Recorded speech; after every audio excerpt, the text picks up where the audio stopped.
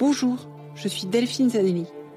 Bienvenue dans le podcast L'entreprise de demain, le podcast de tous les bâtisseurs du futur du travail.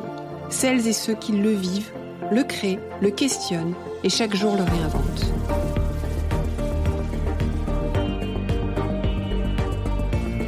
Une entreprise plus vertueuse et soucieuse de son impact social pour une société meilleure.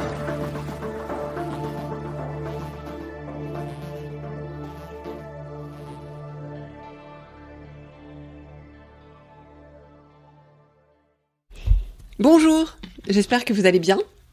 Bienvenue dans ce tout nouveau format du podcast, les hors-séries que je vous proposerai de manière maintenant régulière avec des partenaires. Alors ces hors-séries, c'est l'occasion de vous faire découvrir des experts qui partagent les valeurs et les convictions d'entreprise de demain, c'est-à-dire l'envie de faire évoluer les pratiques en entreprise vers des pratiques plus en phase avec l'époque, vers des pratiques qui conjuguent mieux impact et performance, et aussi cette conviction qu'il n'existe pas une seule manière de faire, un dogme, une vision manichéenne des choses, mais des manières de faire, des possibles, des chemins propres à l'histoire et à la raison d'être de chaque entreprise ou encore de chaque dirigeant ou de chaque manager. Ces partenariats, c'est aussi le moyen de faire vivre et de poursuivre le podcast. Parce que, vous le savez, je vous le dis tout le temps, il a grandement besoin de votre soutien. Donc pensez à vous abonner sur vos plateformes préférées, comme ça vous ne louperez aucun épisode. Pensez aussi à le noter avec les étoiles et pensez à mettre des commentaires. C'est très utile pour recommander le podcast. Tout ça sur les plateformes. Vous savez que c'est grâce à ça que le podcast continue d'exister. Mais par ailleurs, ça reste un média gratuit et tant mieux qu'il faut financer pour vous offrir le meilleur.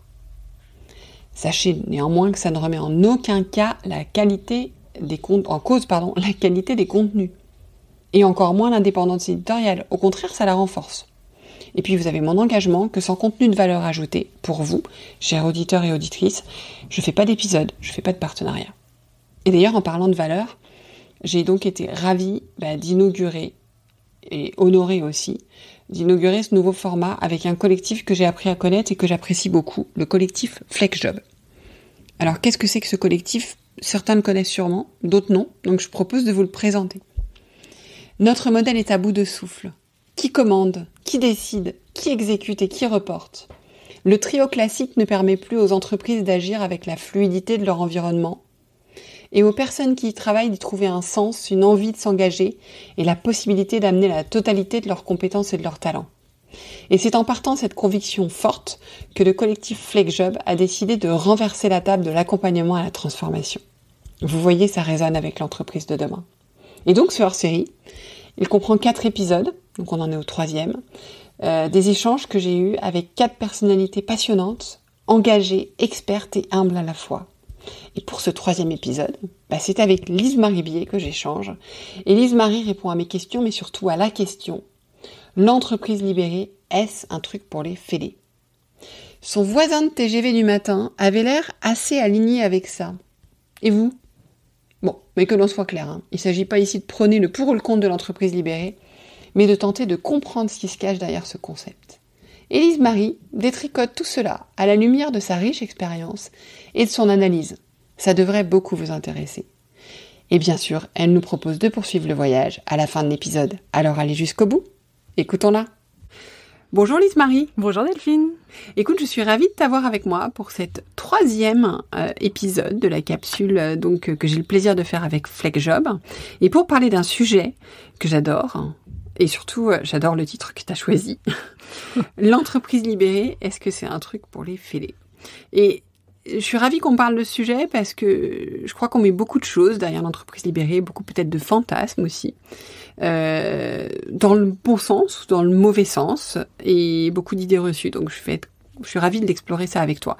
Mais avant de commencer, Lise-Marie, est-ce que tu pourrais te présenter, s'il te plaît, à nos auditeurs et nos auditrices ? Oui, avec plaisir. Bonjour Delphine. Alors c'est toujours difficile de se présenter, mais mine de rien, c'est beaucoup plus difficile que de parler d'entreprise libérée. Moi, je suis quelqu'un qui a un joli profil LinkedIn. C'est-à-dire que je suis quelqu'un qui pourrait facilement briller dans les sociétés où c'est important de donner des titres. J'ai été directrice générale très jeune d'une société en France où j'étais la seule femme non ingénieure dans un groupe d'ingénieurs. J'ai été DRH de tout un continent. J'ai mené des projets très compliqués. Et donc, j'ai une jolie page LinkedIn. Je suis aussi quelqu'un d'authentique sur ces sujets, c'est-à-dire que j'ai passé beaucoup de temps à ne pas savoir et beaucoup de temps à essayer de comprendre qui autour de moi savait, beaucoup de temps à comprendre comment fonctionnait mon entreprise et puis petit à petit, beaucoup de temps à essayer de comprendre comment je pouvais maintenir l'énergie autour de moi, comment je pouvais faire en sorte que les gens aient toujours envie d'apprendre, qu'ils aient envie d'essayer, qu'ils aient envie d'amener ce qu'ils savaient, parce que moi-même, je ne savais pas. Et je suis toutes ces personnes-là.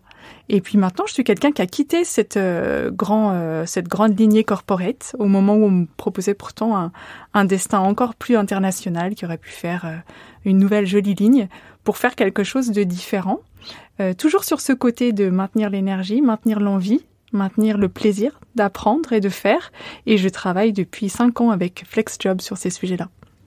Écoute, Marie, c'est pas le sujet de l'interview, mais on aurait pu faire une interview sur l'apprendre à apprendre avec toi. Ça aurait été fabuleux. Donc bon, ça sera une autre fois. Avec plaisir, une autre fois, exactement. On va revenir à notre sujet. Donc, justement, l'entreprise libérée, on va mettre les pieds dedans. Est-ce que tu peux me dire ce que c'est et ce que ça n'est pas? Je vais avoir du mal à le faire, Delphine, mais je vais commencer par raconter un petit truc qui m'est arrivé ce matin dans le TGV pendant que j'arrivais et que j'essayais de pas trop penser à ce podcast pour pouvoir être complètement spontanée. Mon voisin de siège m'a demandé ce que je venais faire à Paris, comme on fait de temps en temps lorsqu'on est réveillé dans le TGV. Et je lui ai dit que je venais enregistrer un podcast. J'étais très fière de dire ça. Il m'a demandé sur quoi. Alors comme j'avais un petit peu le temps, je lui ai expliqué que c'était sur l'entreprise libérée. Et le moment où j'ai dit le mot libéré à ce monsieur qui était très corporate lui aussi, qui allait à Paris pour une soutenance d'appel d'offres, il m'a dit « Ah, encore un truc de babos ». Ah, excellent, ça résonne bien avec nous. Mais je me suis dit, c'est merveilleux cette histoire, parce que dans la réalité, si je lui avais dit, je vais faire un podcast sur la manière dont on décide en entreprise, ou la manière dont on organise en entreprise, ou la manière dont on expérimente, et je vais parler des fois où on a réussi, je vais parler des fois où on s'est planté, je vais parler des fois où on a appris, et je vais parler des choses qu'on ne refera plus. Ça l'aurait peut-être pas intéressé. Si je lui avais dit, voilà le type de réunion qu'on a, voilà les rituels qu'on a, voilà comment on a décidé qu'on modifierait la responsabilité, ça l'aurait pas intéressé. Pourtant, dès que j'ai dit le mot libéré, alors que jusqu'à présent, on était très très civil, à nouveau très LinkedIn, il a eu cette réaction très épidermique de me dire, c'est un truc de babos. Ce que j'entends par là, c'est que le mot libéré, moi, c'est un mot que j'utilise pas non plus. C'est pas un mot que j'aime bien. C'est pas un mot que j'emploie pour expliquer ce que je fais. Je me suis même pas rendu compte avant longtemps que j'étais dans une entreprise qui pourrait être qualifiée de libérée, pour tout dire, parce que je cherchais pas à ça. Mais ce que je cherchais, c'était à être pertinente. Et l'entreprise libérée, elle a attiré peut-être certains fêlés, effectivement, d'où le titre de ce podcast. Elle a attiré des fêlés parce qu'elle a attiré des gens qui sont un petit peu fatigués d'un modèle qui a existé, qui sont peut-être un peu fait mal dans l'entreprise, qui sont un peu fêlés sur ce sujet-là et qui cherchent autre chose. Ça les intéresse. Ça a attiré des fêlés parce que ça a attiré des gens qui étaient très intéressés par le dogme de l'entreprise et qui du coup voulaient en faire des leçons en 10 points, des modes d'emploi, des recettes, et qui étaient finalement un petit peu barrés sur ce sujet-là. Et effectivement, ça a attiré les fêlés. Et ça a attiré les fêlés parce que ça a attiré des gens qui se sentent peut-être pas nécessairement parfaits, qui n'ont pas envie de faire un dogme, mais qui ont envie d'avoir une entreprise qui est pertinente, qui est cohérente, et qui maintient l'énergie, et qui maintient l'envie d'apprendre. Et finalement, c'est exactement ce que j'aime, donc ça tombe bien. Excellent. Et c'est vrai, voilà, par rapport à ce que tu dis, l'entreprise libérée, c'est avant tout un concept marketing qui a été créé à un moment donné, une dénomination. C'est vrai qu'on aime bien mettre des noms sur des choses. Donc, merci d'avoir apporté cet éclairage un peu plus global. Et du coup, ce qui est important, c'est que quand on met quelque chose en place, c'est que ça répond à un besoin. Donc, pour toi, à quel besoin répond cette approche en fait ? Alors, par rapport à ça, je vais quand même descendre de plusieurs étages pour dire que ce que je suis, moi, c'est quelqu'un qui cherche à rendre l'entreprise efficiente. C'est-à-dire à créer davantage de valeur que ce dont on a eu besoin pour pouvoir créer cette valeur-là. On est bien sur cette notion de création de valeur dans une entreprise libérée. C'est pas un concept juste pour le plaisir du concept. J'ai oublié ta question.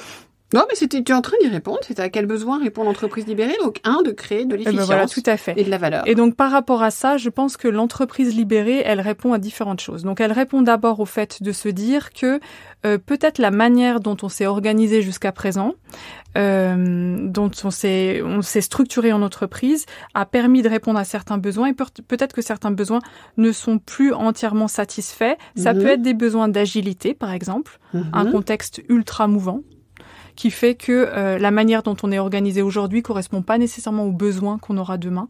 Et comment on fait en sorte que l'organisation reste apprenante, qu'elle reste mouvante, qu'elle reste musclée sur cette capacité à se modifier par petites touches en permanence. Et de mon côté, je te disais tout à l'heure que moi, j'avais pas cherché à rejoindre une entreprise libérée du tout, parce que j'avais pas du tout l'impression que l'expérience très heureuse que j'avais eue de l'entreprise jusqu'à présent ait besoin d'être laissée derrière moi. Mais ce dont j'avais besoin, c'est de me dire, OK, maintenant, je veux arriver à encourager la structure, muscler les équipes pour que à chaque fois qu'on a besoin d'amener ces petites touches, ces petits ajustements vers davantage d'efficience, vers davantage de capacité à prendre, vers davantage de performance, d'efficacité, tout ce qu'on peut dire, que ce soit en place et qu'on ait les systèmes en place, et également l'entraînement, qu'on le fasse suffisamment souvent pour que ça soit pas une souffrance permanente, ce changement et ces ajustements-là. Et je crois que c'est ce qu'on cherche avec l'entreprise autonomisante ou l'entreprise responsabilisante. Qui sont les noms que tu préfères donner à cette approche? Qui pourraient être des noms qu'on pourrait donner, effectivement. Ouais. Il y a une question que j'entends tout le temps quand on parle d'entreprise libérée, en tout cas avec cette dénomination-là. Pour beaucoup, ça a été assimilé à une entreprise sans manager. Or, on voit des modèles d'entreprises qui se disent, pour le coup, qui se disent libérés ou pas, en tout cas sur des formats de gouvernance très innovants, sur des démarches très avancées, qui ont des managers. Mais du coup, selon toi, c'est avec ou c'est sans manager? Alors, c'est compliqué cette question. Je crois que Jean de FlexJob aura l'occasion d'en parler un petit peu plus la semaine prochaine, d'ailleurs. La partie sur le fait de dire avec ou sans manager, ça rejoint quand même cette histoire de dogme, c'est-à-dire il faudrait que ce soit comme ça. Il faudrait que cette entreprise libérée, elle réponde à la totalité de ces règles-là et ce serait valable pour la totalité des entreprises. Moi, j'y crois pas. J'y crois pas parce que je pense que chaque entreprise a un contexte particulier, que ça l'amène à prendre des décisions différentes. Ceci étant dit, manager ou pas manager, ce serait déjà dire voilà comment on sera à l'arrivée du voyage dont je te parlais tout à l'heure. Et ça n'est pas pragmatique, ça n'est pas réaliste. Si dans l'entreprise dans laquelle je suis, on a besoin de ce type de leadership-là, parce que les équipes en ont besoin, parce que le contexte fait que c'est cohérent, que c'est pertinent, que ça sert quelque chose, alors oui, il faut des managers. Si par contre, on a besoin que la prise de décision soit davantage partagée parce que ceux qui font sont ceux qui savent, ou bien parce que on a besoin que cette prise de décision soit travaillée en amont avec les équipes pour qu'elle soit davantage acceptée, alors dans ce cas-là, peut-être qu'il faut revoir la partie prise de décision. Mais on est vraiment sur des sujets de management et de leadership. Là aussi, je crois que le management, il fait un petit peu partie des mythes de l'entreprise. Tu vois, moi, j'ai été manager très longtemps et comme je suis montée dans l'entreprise, j'ai pu voir à quel point, à chaque fois que j'endossais un nouveau rôle, les gens me regardaient différemment et me parlaient différemment parce que j'avais changé de titre. Pourtant, j'étais la même personne. Et ils me connaissaient, ils m'avaient connue autrement. Alors, je vais vous faire un petit aveu comme ça, mais typiquement, moi, je suis devenue directrice générale d'une société très, très sérieuse qui fait de la maîtrise de risque, de la certification. Et j'ai commencé dans cette entreprise très jeune et j'y ai fait des courses de fauteuils dans les couloirs, par exemple. Et la capacité que les gens ont eu à me prendre au sérieux quand j'ai endossé mon rôle, c'était quelque chose qui me faisait peur en me disant est-ce que ça va être possible, en sachant qu'ils m'ont vu être celle qui, très jeune, faisait des courses de fauteuils dans les couloirs. Et la raison est que oui, parce que peut-être que mon rôle de leader à ce moment-là permettait de répondre à un besoin, qu'il était justifié, qu'il était nourrissant pour l'entreprise. Si ça n'avait pas été le cas, je pense qu'on m'aurait très rapidement renvoyé cette image-là. Je dis ça pour dire que parfois on a besoin d'un leadership, parfois le leadership peut être partagé.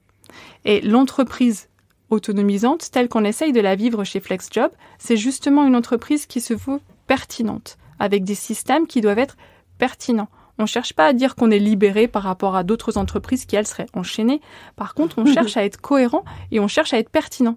Ça implique un processus, d'ailleurs, que j'ai trouvé très inconfortable au début, c'est que les choses changent très vite et qu'elles changent tout le temps. On peut avoir décidé d'un process un temps, on l'a réfléchi ensemble, on l'a formalisé ensemble, on l'a adopté ensemble, et peut-être que 3 mois après, quelqu'un va lever ce qu'on appelle, nous, une flexion, en disant « Tiens, je vois une possibilité d'amélioration ». Ou bien je vois un élément qui est devenu une sorte de petit grain dans les rouages et il faut rechanger. Est-ce qu'on décide de rechanger ça? Est-ce qu'on crée une réflexion sur le sujet? Il y a une décision collective et on relance un projet. Au début, ça me paraissait très étonnant. J'avais l'impression que ce manque de stabilité, c'était quelque chose qui pouvait affaiblir l'entreprise. Et en fait, Delphine, le grand secret de l'entreprise autonomisante, c'est celui-ci. C'est que par rapport aux autres entreprises, je crois que les employés, les collaborateurs, mettent beaucoup de valeur sur la manière dont l'entreprise fonctionne. Sur comment on anime des réunions, sur ce que ça va générer, comment on prend les décisions, qui prend les décisions, pourquoi est-ce qu'on a besoin de prendre une décision à ce moment-là. Qu'est-ce qui sera pertinent? Je reviens là-dessus. Ça amène à beaucoup de nuances. Et surtout, ça amène à beaucoup d'engagement et de sentiments d'appropriation. Parce que la manière dont l'entreprise fonctionne, c'est une manière qui doit me ressembler, c'est une manière qui doit servir à quelque chose. Et en ce sens, ça veut dire qu'on n'est pas tous d'accord, mais on est très, très alignés. Et quand cette personne ce matin dans le métro, dans le TGV me disait c'est un truc pour les babos, moi j'ai l'impression que c'est vraiment le contraire. C'est vraiment le fait de dire avec beaucoup d'humilité qu'on y va avec une clé à molette en permanence. On donne des coups de tournevis, on regarde, on analyse, on agit, on revient pour que ça soit un moteur qui tourne bien et qui tourne rond. Quand je t'entends, pour moi, c'est quelque chose, surtout pour les personnes qui ont une capacité se remettre en cause, ça serait beaucoup dire, mais à ce que j'appelle les personnes, tu sais, qui ont un état d'esprit de croissance, qui partent du principe qu'on peut toujours s'améliorer, en fait, que rien n'est acquis, que les talents se développent, que notre façon de faire évolue, etc. Et en ça, on peut être babos ou pas babos, on s'en fout. En fait, c'est plus un état d'esprit, une façon d'approcher les choses qui est assez exigeante, en fait. Donc voilà. Donc on est loin du côté. Je veux dire, si je vais jusqu'au cliché, je fume dans mon coin et je regarde. Voilà, on est au contraire sur quelque chose de très volontaire, de très ce que tu nous racontes. Ça nécessite beaucoup de volonté. Pour te rassurer, moi, mes meilleurs boss que j'ai le plus respectés dans des entreprises très hiérarchiques, ils faisaient la fête jusqu'à 6h du mat, ils dansaient sur les tables, ils picolaient, ils couraient dans les couloirs. Je l'ai pas fait. Ça n'a jamais questionné leur légitimité puisqu'elle est assise sur autre chose, comme tu le disais.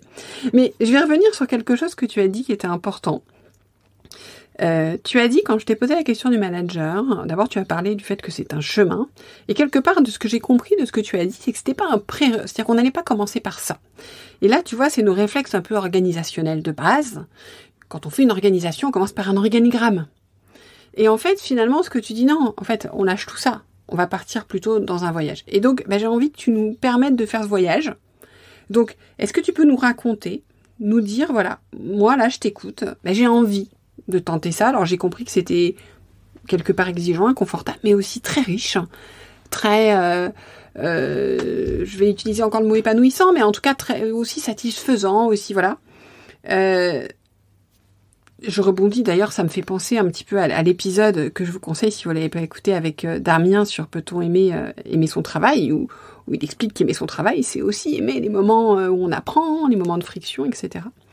Donc voilà, donc c'est pas un parcours, mais un parcours, un parcours une promenade de santé, on va dire, une promenade toute facile. Mais justement, est-ce que tu peux nous raconter par où je peux commencer ? Je pense qu'il faut absolument commencer par une chose, c'est de largement prendre le temps, de se dire pourquoi est-ce que je veux commencer ? Qu'est-ce que je veux obtenir ? Quelle est la question que je veux poser ? Formuler une question qui est une question pertinente, et qui est une question nuancée, ça prend beaucoup de temps. C'est-à-dire que si mon intention est de dire moi j'aimerais bien avoir une entreprise libérée parce que voilà, j'ai bien réussi, maintenant j'ai envie d'essayer un truc qui est un petit peu plus exotique pour pouvoir dire que voilà, j'ai passé 40 ans, j'ai envie d'un truc qui fasse un petit peu plus jeune pour montrer que je suis toujours dans le coup. Méfiance. Méfiance, parce que ça ne veut rien dire, parce que c'est une coquille vide. Tu le disais tout à l'heure en début de conversation, le mot libéré, il a cherché à répondre à tellement de fêlures qu'il s'est vidé de son sens, ou en tout cas il en a pas eu, je ne sais pas. Moi, c'est pas à nouveau un mot que je défends particulièrement. En revanche, je dirais bien, si moi, chef d'entreprise, ou bien moi, manager, ou bien moi, collaborateur, je cherche à obtenir un élément particulier, je vais essayer de définir cet élément-là et les comportements, les impacts que je veux voir dans l'entreprise. Un exemple, je prends la direction générale de mon entreprise à un moment et je prends la suite de quelqu'un qui était très charismatique, très compétent, très technique. Je me sentais pas aussi charismatique du tout. Je me sentais pas aussi compétente et j'étais certainement pas aussi technique. Par contre, ce que je voyais, c'est qu'il s'était lui-même épuisé et que son codir fonctionnait d'une manière qui était toute relative parce que finalement, il décidait de tout. Ici, la question que je me posais moi, c'était comment je peux faire pour que ce codir prenne sa place en termes de responsabilité, en termes d'autorité, en termes de capacité à tester, à se planter et à rebondir très très rapidement pour qu'on partage la tâche, pour qu'on partage le stress, pour qu'on partage l'envie, qu'on partage le fun également. Ça a été un voyage. Mais si tu veux, cette question-là, je l'avais de manière très claire dans ma tête. Ce que je voulais, c'était un codir, une équipe de codir qui soit pleinement motrice, pleinement engagée. Et sans m'en rendre compte à ce moment-là, ce que j'ai fait, c'est que j'ai engagé mon codir. La première année, j'ai beaucoup travaillé. J'ai beaucoup travaillé. J'ai pas pris de vacances. J'ai fait énormément de choses. C'était très, très admirable. On n'a pas atteint nos objectifs. La deuxième année, j'ai beaucoup moins travaillé. J'ai pris des vacances. On m'a pas dérangé pendant mes vacances. Ça a roulé. Les managers ont fait largement plus que leur tâche. Ils ont pris le prévu et l'imprévu. Et on a dépassé la totalité de nos objectifs. Je me suis rendu compte qu'il s'était passé quelque chose. Et le premier élément que je me suis dit ici, c'est, sans m'en rendre compte, ce que j'ai fait, c'est que j'ai donné de l'autonomie, de la responsabilisation. Ça a impliqué que moi-même, je me suis transformée. J'ai perdu du pouvoir. J'ai perdu un accès à l'information dans un monde corporate où l'information, c'est le pouvoir. J'ai accepté ça. J'ai accepté la perte de face, parfois, lorsqu'une décision avait été prise par des membres de mon équipe et que j'étais pas en phase. Mais les bénéfices que j'ai eus, les bénéfices que la totalité de la structure ont eus, ont été une somme de dominos, d'un effet domino positif que j'avais pas anticipé. C'est-à-dire des managers qui travaillent mieux entre eux, donc des services qui ont davantage d'interdépendance, des équipes qui fonctionnent mieux, des gens qui restent plus longtemps. Le deuxième élément sur lequel je conseille de travailler, qui est un élément sur lequel j'ai travaillé, c'est l'accès à l'information pour tous. En sachant que, on le dit beaucoup ça, la transparence de l'information. Est-ce qu'il faut donner transparence sur le montant des salaires, transparence sur les chiffres financiers de l'entreprise, transparence sur les décisions qui sont prises. Et souvent on se plante, on dit « Ah oui, il faut de la transparence, parce que la transparence, c'est bien ». Ma question, elle est de dire « La transparence, pourquoi ? Qu'est-ce que j'essaye d'obtenir ?» Si ce que j'essaye d'obtenir, c'est le fait que ça va faciliter la compréhension des décisions qui sont prises dans une société parce qu'on a vu quel était le contexte qui permet d'éclairer ou qui a permis de nourrir cette prise de décision, alors ça a déjà un sens un petit peu différent. Et donc, on peut commencer à communiquer avec ça en tête et ouvrir la partie accès aux informations avec l'objectif de pouvoir avoir une entreprise apprenante sur ce sujet, avoir des collaborateurs qui apprennent sur ce sujet. Si je m'étais dit juste, je vais balancer toutes les infos pour montrer à quel point je suis sympa et je veux pas que les délégués syndicaux reviennent vers moi en me disant « vous nous l'aviez caché », la meilleure manière de faire, ça aurait été de balancer la totalité des infos, de cacher au milieu ou de pas montrer au milieu rien de particulier. Personne n'aurait vu ces informations-là. Et il s'agissait pas de faire ça. Ça a été le début de mon chemin et je pense que ça me permet aujourd'hui d'accompagner les entreprises d'une manière différente. D'abord, commencer à dire qu'est-ce que je veux faire exactement, pour quel impact, pour quel type de comportement que je veux voir, que je veux pouvoir observer dans l'entreprise. Je te parlais de mon équipe de codir. Ils ont pris en charge des situations qu'ils n'auraient pas pris auparavant. Je te parlais de la communication, qui est un autre aspect. Et en ce sens, je pense que c'est une leçon qu'il faut retenir. Il faut pas se dire « je veux libérer ma boîte juste parce que c'est fun ». Il faut se dire « voilà ce que je cherche à obtenir et voilà quel est le chemin qu'on peut commencer à faire ensemble ». Écoute, merci, c'est extrêmement inspirant, ça donne envie. Je suis pas à convaincre, mais je pense que ça sera très inspirant pour nos auditeurs et nos auditrices. Et s'ils veulent justement aller plus loin par rapport à ce que tu nous racontes, est-ce que tu peux nous proposer des sources qui seraient à disposition des auditeurs et des auditrices pour un petit peu explorer le sujet plus en avant ? Oui. Alors, je prends un petit peu le sujet à rebours de mon côté, c'est-à-dire que j'évite justement les grands ouvrages qui sont peut-être un petit peu trop figés sur le sujet, parce que pour moi, l'entreprise autonomisante, c'est une entreprise qui est constamment en mouvement. Je crois que ce qu'il faut faire, c'est avoir de la curiosité envers les modes d'organisation. Voir comment sont organisées les entreprises, la sienne, celle d'à côté, celle d'un client, celle d'un partenaire, et pour voir à quoi ça essaye de répondre.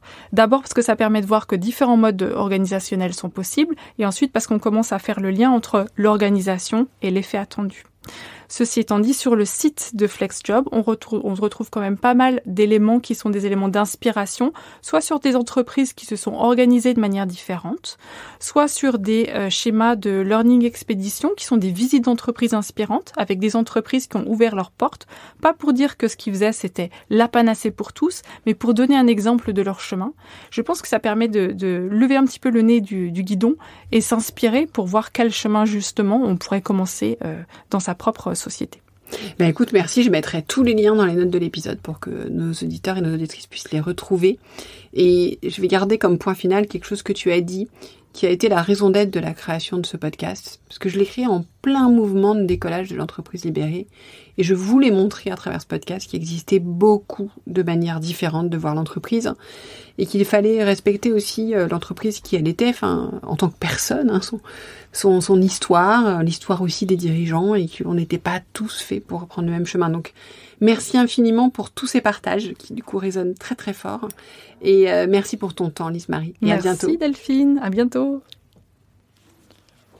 Merci pour votre écoute. J'espère que l'épisode vous a plu. Faites-le moi savoir en laissant des étoiles et des commentaires sur Apple Podcasts. Cela me permet de le faire connaître, le podcast, et m'encourage à le poursuivre.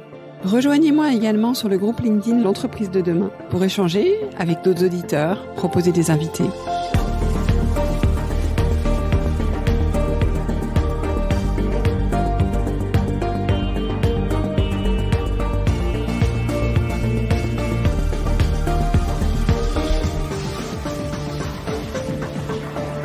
Je vous donne rendez-vous jeudi prochain pour un nouvel épisode. Cette série est produite par Delphine Zanelli et Ose Masterclass. Réalisation sonore Cyril Carillon et au micro Delphine Zanelli.